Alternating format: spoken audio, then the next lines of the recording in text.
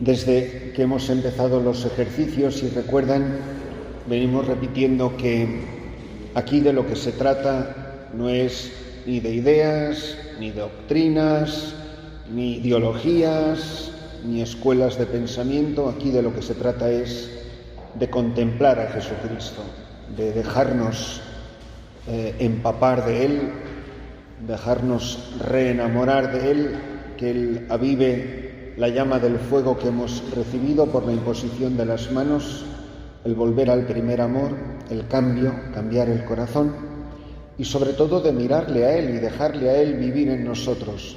Y así esto es lo que hemos hecho contemplando la relación con el Padre, lo que hemos hecho en nuestra relación con Jesucristo, con el Padre nuestra relación filial, con el Hijo en nuestra relación esponsal, este fuego que es el Espíritu y que vive y habita en nosotros. Hemos contemplado esto a través del radicalismo evangélico que da fundamento, que es el fundamento de la caridad pastoral, en la pobreza, en la castidad y en la obediencia. Hoy contemplamos un aspecto nuevo que está en la entraña misma de la vida del Señor Jesús.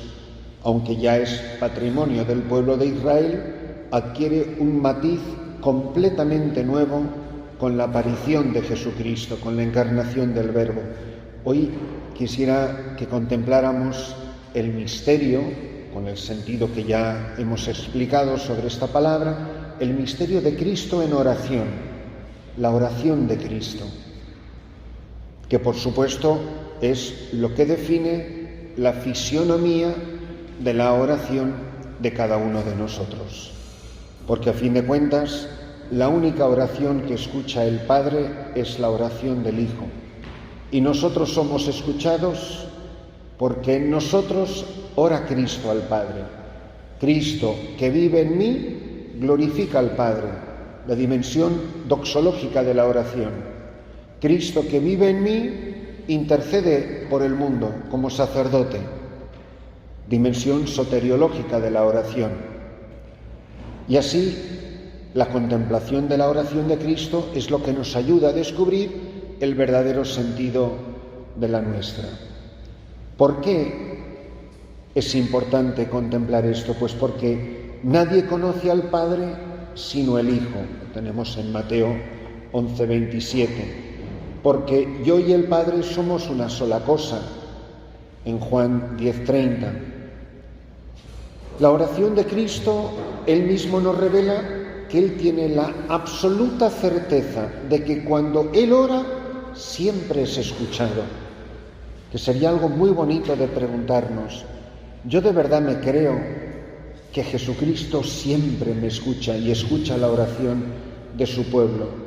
Yo sé que siempre me escuchas, dice en Juan 11:42. Pero ora, como todo lo demás que hemos dicho, porque es hijo, porque el Padre es Abba, porque es su Padre. Por eso la oración tiene esencialmente un carácter filial, en el que se revela la paternidad de Dios. Esto aparece maravillosamente en Lucas 2:49. Es preciso que me ocupe en las cosas de mi Padre, en los asuntos de mi Padre. O en Juan 8:16, yo no estoy solo, sino que yo y el Padre que me ha enviado. Yo sé que tú siempre me escuchas, yo sé que siempre estás conmigo. Pero es que además la oración de Cristo no solo es una oración de hijo respecto de su Padre, sino que la oración de Cristo es, porque lo es, Él lo es desde la encarnación, es una oración sacerdotal y nunca es no sacerdotal, nunca es otra cosa, nunca es otro modo de oración. El sacerdocio es de la entraña de su identidad, no es algo que se pone y se quita, no son funciones ni tareas que Él realiza. Y así escucharemos a Jesús orar en los momentos de mayor gozo y de júbilo. Jesús, lleno del gozo del Espíritu, exclamó. Pero también es verdad que Jesús, como sacerdote, orará en los momentos de mayor tristeza y de mayor angustia. La oración de Cristo abarca todas las facetas de su humanidad. De hecho, dirá la carta a los Hebreos 5:7 que intercedió sin cesar por los hombres, presentando oraciones y súplicas con poderosos clamores y lágrimas. La oración de Cristo sacerdote, hecha entre clamores y entre lágrimas.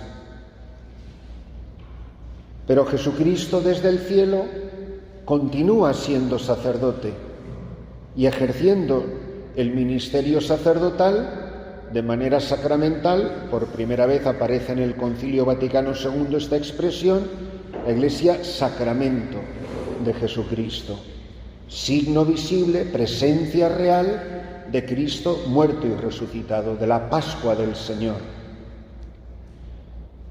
Conocemos bien, hermanos, los rasgos fundamentales de la oración de Cristo. En Lucas 10:31 aparece que ora lleno de alabanza, en el gozo y en la alabanza, pero también en la petición, en la súplica, en la angustia, en la tristeza, en el sudor de sangre. Lucas 22:41. Toda oración es oración, y si no es así, no es oración. Serán oraciones, pero ustedes y yo sabemos perfectamente la diferencia entre oraciones y oración, que se pueden decir muchas oraciones, pero haber hecho muy poquita oración, y viceversa. Se puede haber hecho mucha oración con muy poquitas oraciones, con muy poquitas palabras. Es decir, no hay oración mientras no hay sintonía con la voluntad del Padre. Para el que no está dispuesto a obedecer, para el que desde por la mañana no es capaz de decir hoy hágase tu voluntad, la oración no tiene eficacia ninguna. Lo tenemos en Lucas 22:42. Muchas veces los evangelios, que no son tomos gigantescos de la biografía de Jesucristo, resumen una actividad muy frecuente de Jesús con una frase muy sencilla. Por ejemplo, cuando dice que Jesús de Nazaret era un hombre orante, que se retiraba a lugares solitarios y se daba a la oración. Lucas 5:16. En una sola frase nos dice una actividad muy frecuente y muy común, incluso en la etapa de su vida pública, con tanto ajetreo, con tanta ida y venida, con tanta actividad, que era muy frecuente para él separarse incluso de los apóstoles y retirarse a lugares solitarios y dedicarse él solo a la oración. Qué importante es no pasar por alto estas pequeñas frases que nos revelan tanto de la identidad y de la misión de Jesucristo. Qué importante es descubrir esta faceta de la vida ministerial, por llamarlo de alguna manera, del Señor, de su vida pública, como comúnmente nos referimos a los últimos años de su vida en la tierra. Hombre orante que se retiraba a lugares solitarios y se daba a la oración. Que fuera esto una de las características de la fisionomía de nuestra espiritualidad sacerdotal. Que el padre de mi parroquia es un hombre que se retira frecuentemente a lugares solitarios para darse a la oración. Así lo hacía Cristo. Pues un aspecto fundamental de nuestra identidad sacerdotal. Él mismo, es decir, Jesús no enseña nada que él no practique. Por eso esto confirma la cita que acabo de compartir con ustedes, confirma la enseñanza de Jesús, donde dice en Lucas 18:1, es preciso orar en todo tiempo y no desfallecer. Claro, por eso se retiraba a lugares solitarios y se daba la oración. Pero Jesús nos está diciendo a nosotros, sus más estrechos amigos y colaboradores, de la importancia de retirarnos a lugares solitarios, a no desfallecer y a orar en todo tiempo, perseverando y sin desfallecer. Uno de los aspectos de la oración de Jesús es la necesidad de orar solo, no porque le estorbe la gente. ¿Recuerdan cómo se retira al desierto? Algunas veces se lo encuentran solo en la montaña, donde ha pasado la noche entera en oración. Jesús, que experimenta incluso psicológicamente la necesidad de estar a solas con el Padre, la necesidad de soledad. Esto ya es un aporte mío. La madurez de una persona, que se puede medir con muchos criterios diferentes, uno de ellos, en antropología cristiana, de la madurez de una persona es su capacidad de soledad, su capacidad para estar solo. O dicho de otra manera, y esto nos ayuda también con la cuestión del celibato, estar a gusto con todo el mundo y no necesitar de nadie. Este sacerdote, este obispo, se le ve a gustísimo con cualquiera, con un niño, con un adulto, con el obispo, con un hermano sacerdote, con una familia, con un rico, con un pobre. No, es una persona que está a gusto con todo el mundo. Ahora, que no los necesita para nada. Yo, para ser feliz, no necesito nada de todo esto. El apostolado no es mi felicidad. El apostolado es el ejercicio de mi amistad con Jesucristo. La gente no está para llenar el vacío que no llena Jesucristo. Porque al final, si es así, me estaré vistiendo con la lana y bebiéndome la leche. No soy yo el que necesita de ellos, no son ellos el pastor y yo la oveja. Que si yo estoy con esta gente a gusto es porque soy su pastor. A mí esta gente me necesita como sacerdote, porque si no me necesita como sacerdote, yo ahí no pinto nada. Ahora, cuando yo estoy ahí por cualquier otro motivo que no sea ser sacerdote, pues tendré que cuestionarme si es que yo tengo necesidad de esta gente, de esta familia, de estos amigos, de estas personas. Y miren, yo me he dado cuenta en muchas parroquias en las que estaban, no, es que el padre que estaba aquí antes de usted siempre vivía metido en casa de esa familia. Y las demás familias no se sienten bien, no se sienten igualmente tratadas por el mismo sacerdote. Entonces, que tengamos muchísimo cuidado. O sea, ¿yo voy allí porque yo los necesito o yo voy allí porque ellos me necesitan? La oración de Cristo demuestra la madurez, obviamente, del Señor, de estar a gusto con un enfermo, con un moribundo, en el templo, con María y con José, con los apóstoles, a gusto con todo el mundo, nunca manifiesta un disgusto, pero solo está ahí de manera salvífica, para revelar, para proclamar el reino, para revelar el rostro del Padre, no porque los necesite para nada. Entonces, Jesús, que ora a solas, yo les invito a ustedes a pensar si ustedes experimentan la necesidad de soledad.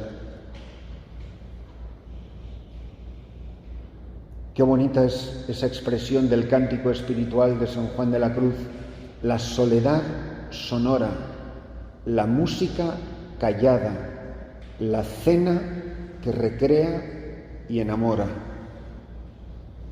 La soledad sonora, una soledad sonora no es una soledad amarga, es una soledad muy acompañada de la única persona que llena todo lo que hay en mi corazón. La soledad sonora, la música callada, la cena, la Eucaristía, la cena que recrea y enamora. Orar a solas, y precisamente esta oración en soledad se da cuando tiene que tomar las decisiones más importantes de su vida. Y lo recordamos perfectamente. Se retira a solas, por ejemplo, al inicio de su ministerio, en el bautismo, antes de elegir a los 12, antes de la confesión de Pedro, antes de enseñar el Padre Nuestro. Y recuerden que la transfiguración en el monte tiene lugar cuando estaba orando. Eso es lo que hace la oración, es la transfiguración del amante en el amado y del amado en el amante. Amada, recuerden la cita de Juan de la Cruz, amada en el amado transformada. No hay ninguna distinción entre acción y contemplación en la vida del Señor. Hay una perfecta armonía. De hecho, llegará a decir el Evangelio de San Lucas, en Lucas 21:37, enseñaba durante el día en el templo y por la noche salía para pasarla en el monte llamado de los Olivos, orando solo. Era un lugar, por eso Judas sabía dónde iba a rezar Jesús, porque sabía que él se iba ahí solo a orar. Durante el día se dedicaba a enseñar en el templo y por la noche salía a pasarla en el monte llamado de los Olivos. Pero es que también durante la actividad intercala oraciones y muchas de ellas las recoge el Evangelio, las citas son interminables. Por eso Jesucristo tiene absoluto dominio del tiempo. No son las cosas las que se le imponen a Él, como nos pasa tantas veces a nosotros, que a veces nos enzarzamos en una vorágine de cosas que uno dice, ¿pero esto es de verdad lo que quería Jesucristo que yo hiciera hoy? ¿O cómo me he enredado yo la vida, que no he tenido ni tiempo para rezar ni para la liturgia y vete tú a saber si la misa? Ahora, lo curioso es que casi siempre hemos sacado tiempo para comer. Entonces, el tiempo me domina a mí, las tareas me dominan a mí, o yo ejerzo el señorío de Jesucristo sobre la vida y el ministerio al que he sido llamado. Es verdad que muchas veces renunciaba aparentemente a un proyecto precisamente porque la gente le busca. Pero en ese caso lo que él hace, ustedes recuerdan, que se los quiere llevar a un lugar aparte, recuerdan, porque estaban fatigados los apóstoles, a un lugar a descansar, pero la gente les sigue y los encuentra y los busca. Y Jesucristo les manda a ellos a descansar y a orar. Y Él los atiende, Él. Es como si Jesucristo quisiera proteger la vida espiritual de los apóstoles. Y los atiende, dice que los atendió con paciencia y con calma, y sentía compasión de ellos, porque andaban como ovejas sin pastor. Esto es algo maravilloso en la vida del Señor. Por eso muchas veces va a renunciar a una serie de tareas. Pero eso sí, cuando despidió a esa gente que no dejaba de descansar a los apóstoles, termina ese pasaje del Evangelio en Marcos 6:46. Después de haberlos despedido, se fue a un monte a orar. Curiosamente, cuando está llegando al final de su vida, su actividad externa disminuye dramáticamente. Y todo el último periodo de su vida, prácticamente Jesús lo vive en oración. Miren, si ustedes abren la Biblia, cualquiera de los 4 evangelios, todas las Biblias te van contando la vida de Jesús. Pero llega un momento en que hay un subtítulo, normalmente muy grande, en letras mayúsculas y negrita, que dice: Pasión de nuestro Señor Jesucristo. Una de las cosas más curiosas que pasa cuando lees los evangelios así de manera continua es que durante la vida pública de Jesús, que es casi todo el evangelio, casi todos los verbos están conjugados en voz activa. Jesús hizo, Jesús fue, Jesús curó, Jesús se sentó, Jesús vino, Jesús fue, Jesús esto y Jesús lo otro. Están todos los verbos conjugados en voz activa. Pasión de nuestro Señor Jesucristo, y automáticamente los verbos empiezan a ser conjugados en voz pasiva desde el huerto. Fue prendido, fue llevado preso, fue despojado, fue coronado, fue flagelado. Y a mí siempre me asalta esta pregunta, que la comparto con ustedes. ¿El mundo se redimió por lo que hizo o por lo que le hicieron? ¿Qué es lo más eficaz de nuestro ministerio sacerdotal? Lo que hemos hecho. Que miren, por vagos que seamos, todos hemos hecho muchísimas cosas. ¿Lo más importante de nuestro ministerio es lo que hemos hecho o lo que nos han hecho? Porque Jesús no se clavó los clavos él solo, Él fue crucificado. El mundo fue redimido por lo que le hicieron. Es verdad que dice: nadie me quita la vida, el Hijo del Hombre la entrega libremente, pero no se suicida, se la tienen que quitar. Y fue sepultado y colorín colorado. Y ahí termina la vida pública del Señor, el ministerio. Es decir, todo lo que aparentemente parece pasividad, muchas veces es lo más eficaz en nuestra vida. Que puede ser, en nuestro caso, puede ser una humillación, un acontecimiento inesperado, una crítica, una corrección indebida que hemos recibido de un superior o de otra persona. A veces puede ser una calumnia.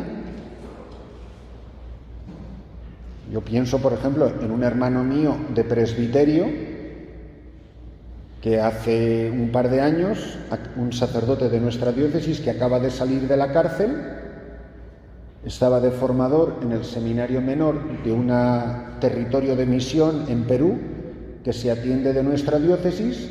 3 chicos le acusaron de haberles tocado indebidamente, y ya saben cómo son las cosas hoy en día, sin más ni más menos, a la cárcel el sacerdote. Y después de 2 años los chicos confesaron que habían sido sus familias las que les habían sugerido que acusaran al padre para sacarle dinero al españolito. Y sigue su ministerio ahora ya de vuelta en España. Pero los 2 años de cárcel, en una cárcel en las montañas de los Andes, que no era precisamente un hotel de 5 estrellas, no se lo quita nadie. Eso sí, cuentan que hizo una labor de evangelización en la cárcel increíble. Ahora, esa calumnia no te olvidas de ella jamás, Y a lo mejor a nosotros nos han calumniado y no hemos ido a parar a la cárcel, pero bien que duele, bien que duele. Ahora, ¿eso no tiene valor salvífico? ¿Eso no sirve para mi parroquia? ¿Eso no sirve para la santidad de mi pueblo y mi propia santidad? Porque decimos que no nos hace falta la adulación, pero bien que nos gusta, que digan cosas maravillosas de nosotros. Y vamos, que es como el aire que respiramos, la adulación de las gentes. Qué mal llevamos la crítica los curas y los obispos, que mientras que si buana, no buana el señor obispo, tu carrera es meteórica. En cuanto te plantas, colorín colorado. Es que este sacerdote es un problema. No, no es un problema, es que le ha dicho a usted 4 verdades en su cara y usted no las quiere oír. Y esto no pasa. Y yo me lo pienso 4 veces antes de decirlo, a ver qué me va a pasar. Pero el mundo se ha redimido por la pasión de Cristo. Pasio, padecer. Y esto viene de hombres de mucha oración, que son hombres evangélicamente libres, que la única carrera que tienen es la de la santidad y su única aspiración del corazón.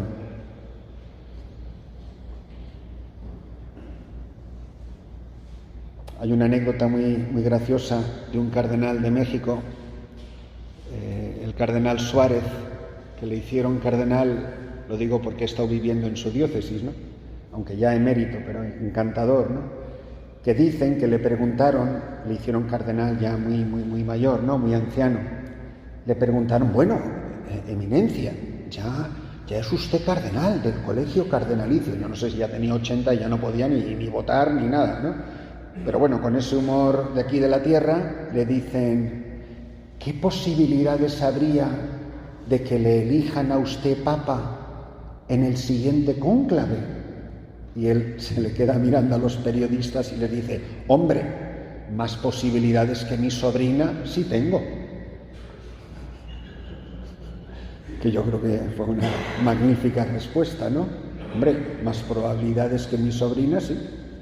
Pues quiero decir que, ¿saben? La contemplación de Cristo es, al fin de cuentas, es la fisionomía de mi identidad.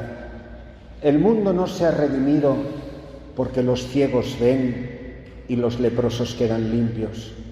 Yo siempre me he preguntado, chico, si vas a curar a los 10 leprosos, podías haber abolido la lepra en el mundo entero, ¿no? Pero honestamente, después de que Jesús asciende al cielo, ¿había más o menos leprosos? ¿Había más o menos ciegos? Pues tampoco arregló mucho los problemas de aquí abajo, ¿no? Y hombre, es verdad que dio de comer a 5.000 hombres, sin contar mujeres y niños, que también comerían lo suyo. Pero vamos, que tampoco ha abolido el problema del hambre. Como no sé quién decía, Raúl Folero, el que descubrió la cura de la lepra, curó a más leprosos que nuestro Señor Jesucristo. O sea, que tampoco fue a eso a lo que vino, ¿no?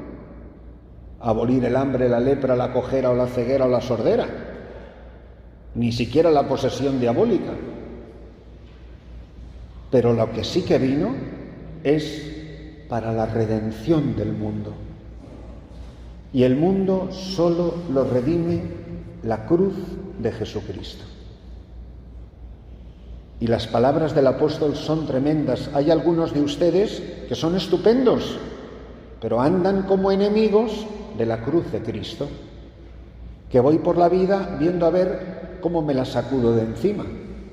Y uno dice, pero tanta oración, tanto mirar crucifijos, tanto predicar, y luego ante la primera astilla de una cruz, vamos, estamos que chirriamos y que damos brincos y ahí te quedas, parroquia, que yo me voy a la casa de mi mamá. Oiga, que le dijeron a usted que configurara su vida con la cruz de nuestro Señor Jesucristo el día de la ordenación, y usted dijo, sí, amén, Señor. Entonces, esto es lo que hace la oración, es irnos configurando con la fisionomía de la persona de Jesucristo. Si esta es la oración de Cristo, imagínense, son 4 pinceladas mal dadas, imagínense cuando hablemos de la oración de los cristianos, de lo que se trata es de la contemplación de la oración del Señor Jesús. Porque toda oración solo es oración en la medida en que el Padre oye, eso son palabras también de San Agustín, en que el Padre oye la voz de su Hijo en mí. Cristo, que vive en mí, conmigo, glorifica al Padre, intercede por los hombres, nuestros hermanos. En Juan 13:15, yo les he dado ejemplo para que ustedes hagan también como yo he hecho. Yo les he dado ejemplo para que ustedes hagan como yo he hecho. Pero nuestra oración es oración de Cristo, no solo porque la hacemos siguiendo su ejemplo, sino porque Él nos comunica el Espíritu que ora en nosotros. Romanos 8:14, lo recordamos perfectamente. El Espíritu de Dios ha sido derramado en nuestros corazones con el Espíritu Santo que se nos ha dado, que nos hace clamar, gemir, Abba, Padre.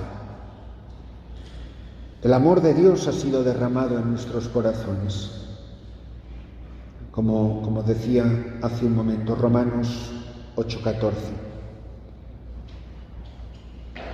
Y citando a San Agustín, Él ora por nosotros como sacerdote nuestro, Él ora en nosotros como cabeza nuestra, Él es orado por nosotros como Dios nuestro. Reconozcamos pues en Él nuestras voces y reconozcamos su voz en la nuestra. Por eso es tan importante destacar esta dimensión sacerdotal del bautismo. En esto precisamente consiste. ¿Y cuántas tonterías nos han hecho con los pobres laicos? Pues esto es uno de los aspectos que de verdad emana de la espiritualidad bautismal para nuestras gentes, que sean hombres y mujeres que por la participación en el sacerdocio real oran por Cristo, con Él y en Él, al Padre para la salvación del mundo. Enseñar a las gentes a orar. Ahora pregúntense esto. ¿Ustedes de verdad se consideran maestros de oración? O sea, ¿ustedes están convencidos de que una de las tareas fundamentales que tenemos como presbíteros es enseñar a la gente a orar? Y no solo a aprender, que es muy importante, a memorizar oraciones. No, nosotros que sabemos orar, nosotros que tenemos espíritu y vida de oración, que enseñamos a otros a orar.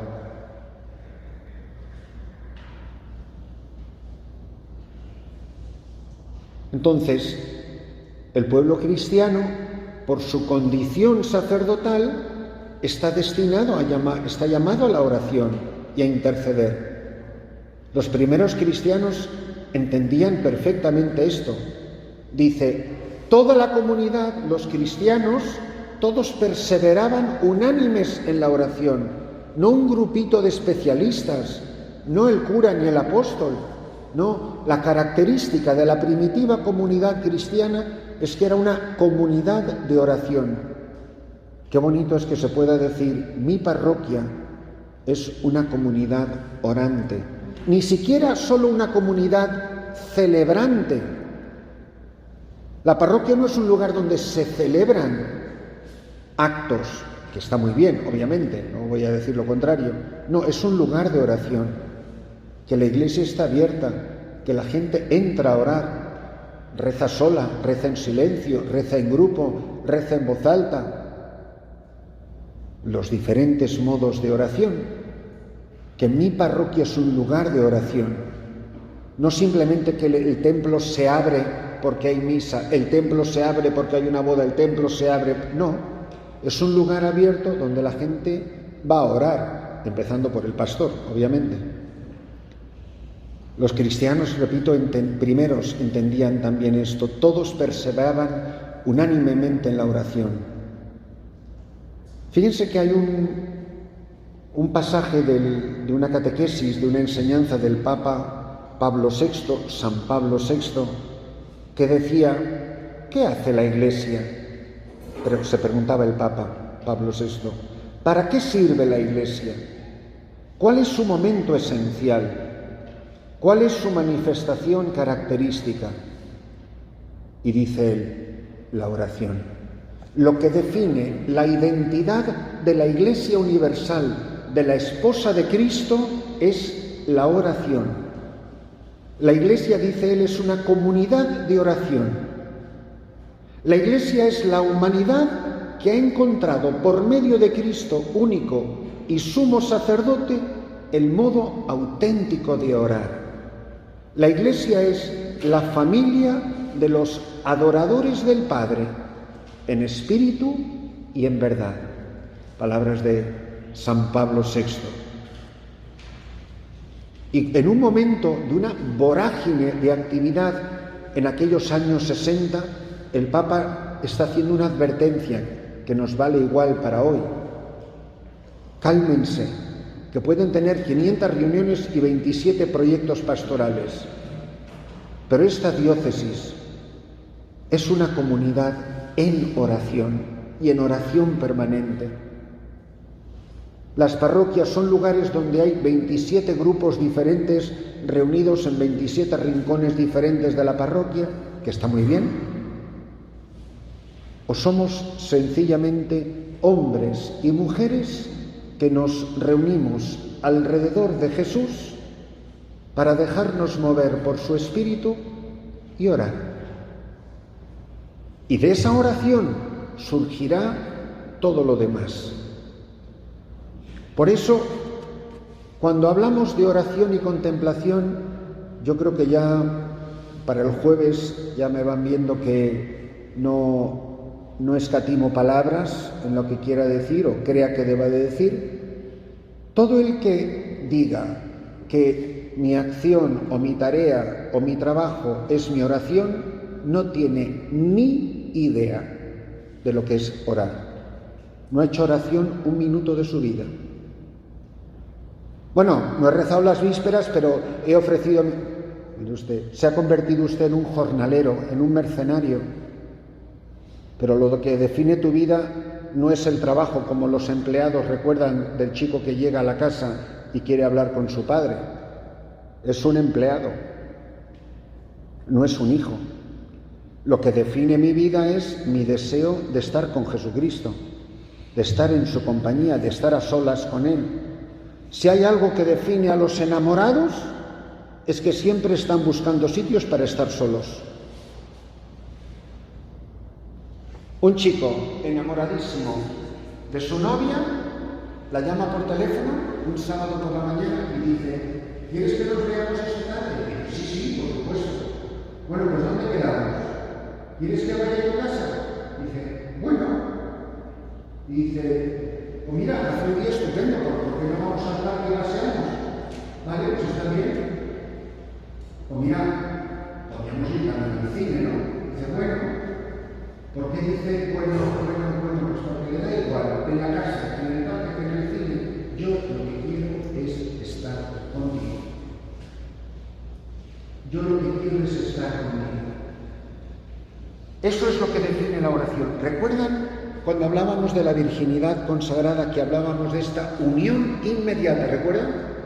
Esto es la oración. Es la unión inmediata con quien sabemos que nos ama. De tal manera que la oración de Cristo y por tanto la nuestra la podemos definir así.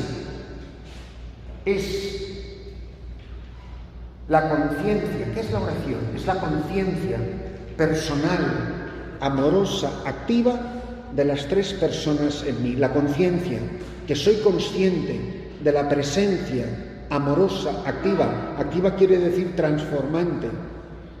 De las tres personas divinas que viven en mí. Conciencia personal, amorosa y activa de la presencia de las personas divinas y por supuesto de la Virgen y de los santos y de los ángeles en mi vida. El deseo de estar con quien sabemos que nos ama y que estoy a gustísimo con Él. Por eso yo creo que todos deberíamos de hacernos un muy serio examen. Yo no les pregunto que si dicen o hacen oraciones, pero sí que si no han escrito una palabra hasta ahora, por lo menos escriban esta pregunta. A mí me gusta rezar. Siento la necesidad de rezar. ¿Soy feliz cuando voy a rezar? ¿Me cuesta rezar? Creo que son preguntas que deberían de marcar muy hondamente nuestra vida cristiana. Porque una cosa que no nos gusta, una cosa que nos cuesta, una cosa que pensamos que no sirve para nada, una cosa que nos aburre, una cosa que nos tiene mirando a las musarañas, normalmente la dejamos de hacer, porque a nadie le gusta hacer cosas inútiles y aburridas. Una pregunta mucho más cruel a un grupo de hermanos sacerdotes. Honestamente, ¿tú crees que la oración sirve para algo? Porque hacer cosas que no sirven para nada tampoco tiene mucho sentido. sea, algo pasa en el mundo, algo pasa en mi vida, algo pasa en la vida de los demás, porque yo me ponga en oración. No se ha convertido en una muletilla, en un mantra, eso que decimos, no se preocupe señora, vamos a orar por usted. Primero habrá que ver si es de verdad que oramos. Y segundo, habrá que ver si es verdad que me creo que orando por esa señora algo maravilloso va a pasar en su vida.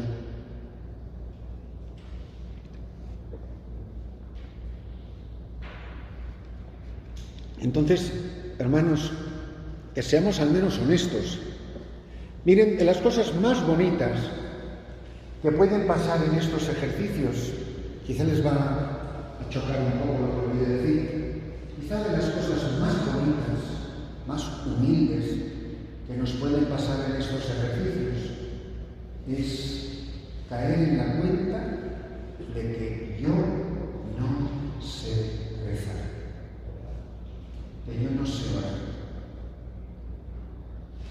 Ustedes recuerden Lucas 11:1. Lucas 11:1. Jesús ha desaparecido, le han perdido, no saben dónde está. Están buscándole por todas partes los apóstoles.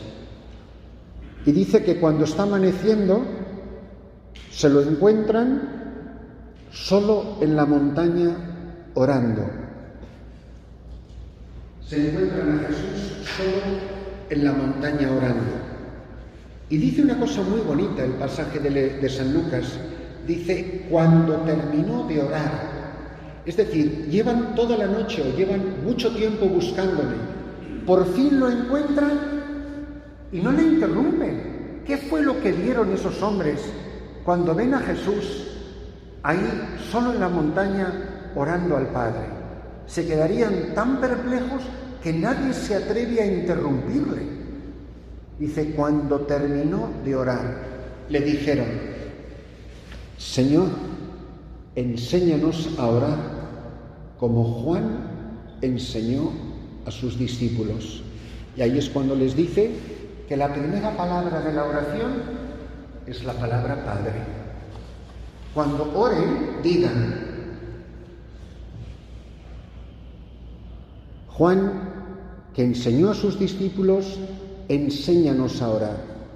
¿Por qué le digo a Jesús, enséñame a orar? Señor, porque soy sacerdote, llevo 40 años ordenado y no sé orar. Porque llevo 40 años ordenado y yo no sé rezar.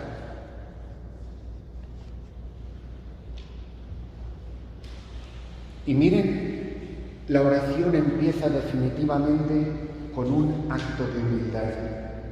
Pero de cada mañana, de cada vez que lo primero que haga en la mañana, que ojalá sea ir a un sagrario, y cuando me pongo de rodillas, no empezar, ¿saben?, enchufar el breviario, enchufar la liturgia de las horas,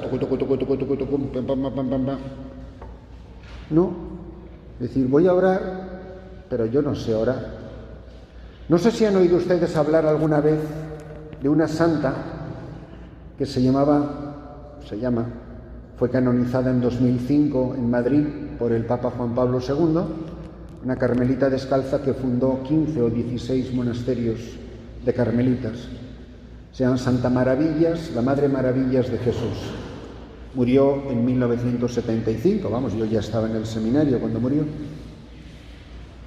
Y ella murió en el último monasterio que fundó, muy cerquita de Madrid, de la capital, en un monasterio que se llama La Aldehuela, al lado del Cerro de los Ángeles, que es el centro geográfico, exactamente el centro de España. Hay una estatua muy bonita del corazón de Jesús, donde España fue consagrada al corazón de Jesús, y ahí murió ella. Murió con casi 90 años, 80 y muchos. Y a mí me contó esta historia, la que era en ese momento, cuando ya muchos años después de la muerte, era la priora de ese Carmelo, pero que en tiempos de la Madre Maravillas, ella era novicia, la Madre Maravillas, la santa, era la priora y ella era una novicia muy jovencita. Y ella me contó, en la reja, Me contó que cuando estaba muriendo la Madre Maravillas, ya le quedaba un día o poco de vida, estaba toda la comunidad sentada en el suelo alrededor del camastro donde estaba ella acostada, ya agonizando. Y ella, siendo novicia, con el descaro de la juventud, no se le ocurre otra cosa que decirle a esta santa que está en la última agonía, le dice: Madre, ¿por qué no nos enseña a rezar? Esta era una mujer que estaba ya en la cumbre del matrimonio espiritual, lo que llama Santa Teresa la séptima morada. Es una mujer que está ya en la cumbre de la vida mística. Ya está plenamente desposada con Jesucristo. Y ella cuenta, la madre estaba tumbada mirando al techo, que la madre giró la cabeza, se las queda mirando a las hermanas y a esta novicia, cuando me lo contaba, ella era la priora, la Madre María de los Reyes, dice, y la madre se nos quedó mirando y nos dijo, esta es una mujer en la cumbre de la mística, dice, ay hija, ¿y quién sabe orar?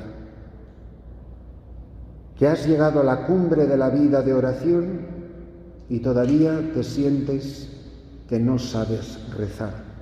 Pues qué bonito es si la próxima vez que vaya a la capilla sea capaz de decir, Señor, si yo no sé rezar, pero enséñame a orar, porque Cristo no está muerto, Cristo no está en un sepulcro, Cristo está vivo, Él está ahí y es maestro de oración.